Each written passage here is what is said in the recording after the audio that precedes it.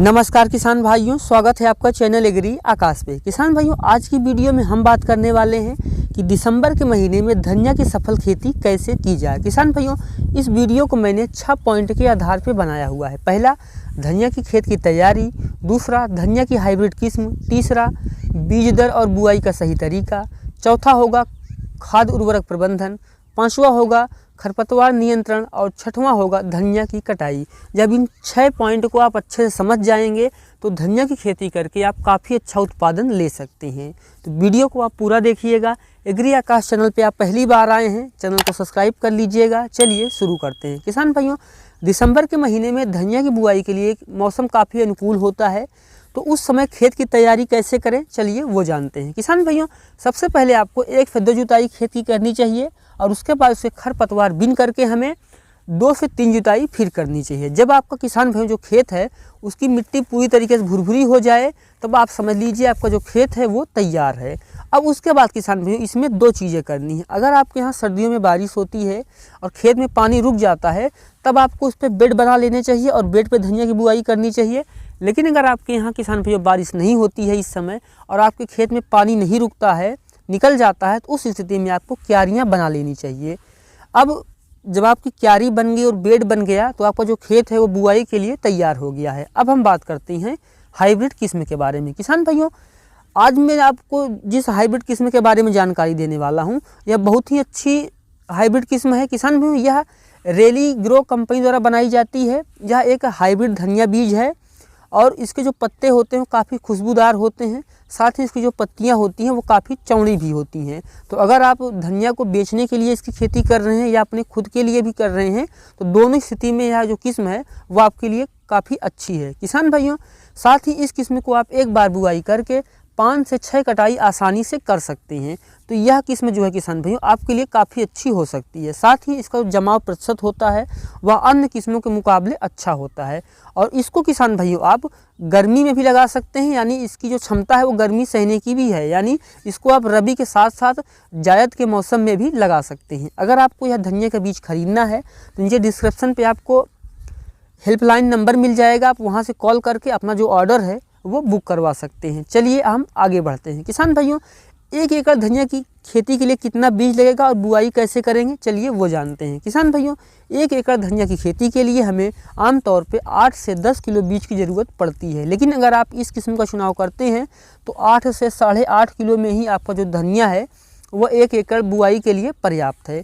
किसान भाइयों, और हम बात करते हैं कि बुआई का सही तरीका क्या है। किसान भाइयों, धनिया की जब आप बुआई करने जा रहे हो उसको आप 12 से 24 घंटे पहले भिगो दीजिए और भिगोने के बाद किसान भाइयों जब बुआई करने जा रहे हो उससे कुछ समय पहले आपको उससे हाथ से तोड़ देना चाहिए। जब धनिया के 2 भाग हो जाते हैं तो उसकी बुआई आप करते हैं तो उसका जमाव जो है किसान भाइयों वो खड़ी धनिया की बुआई की अपेक्षा ज़्यादा होता है।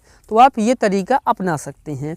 और अब हम बात करते हैं खाद उर्वरक प्रबंधन की। किसान भाइयों, जब आप धनिया की बुआई करने जा रहे हो उस समय आपको कौन सी खाद डालनी चाहिए, चलिए वो जानते हैं। 1 एकड़ में किसान भाइयों आपको 20 किलो DAP, 20 किलो यूरिया और 15 किलो पोटाश डालना चाहिए।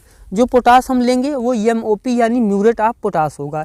इसको डाल करके आपको धनिया की बुआई कर देनी चाहिए। और उसके बाद किसान भाइयों जैसे ही जब आपकी धनिया है वो 8 से 10 दिन की हो जाए तो उस समय किसान भाइयों उसमें आपको 3 तत्वों की बहुत ही ज़्यादा ज़रूरत होती है, जैसे नाइट्रोजन, फास्फोरस और पोटेशियम। इसकी पूर्ति के लिए किसान भाइयों आपको यूरिया नहीं डालना चाहिए शुरू में, क्योंकि उस समय पौधा कमज़ोर होता है। तो उस समय किसान भाइयों आपको ऐसी खाद लेके आनी है जो पानी में घुल सके। उसके लिए आप लेके आइए 1 किलो 19-19-19 NPK। इसको आप 2 फिल्टर पानी में घोलिए और अपनी पूरी धनिया की फसल में छिड़काव कर दीजिए।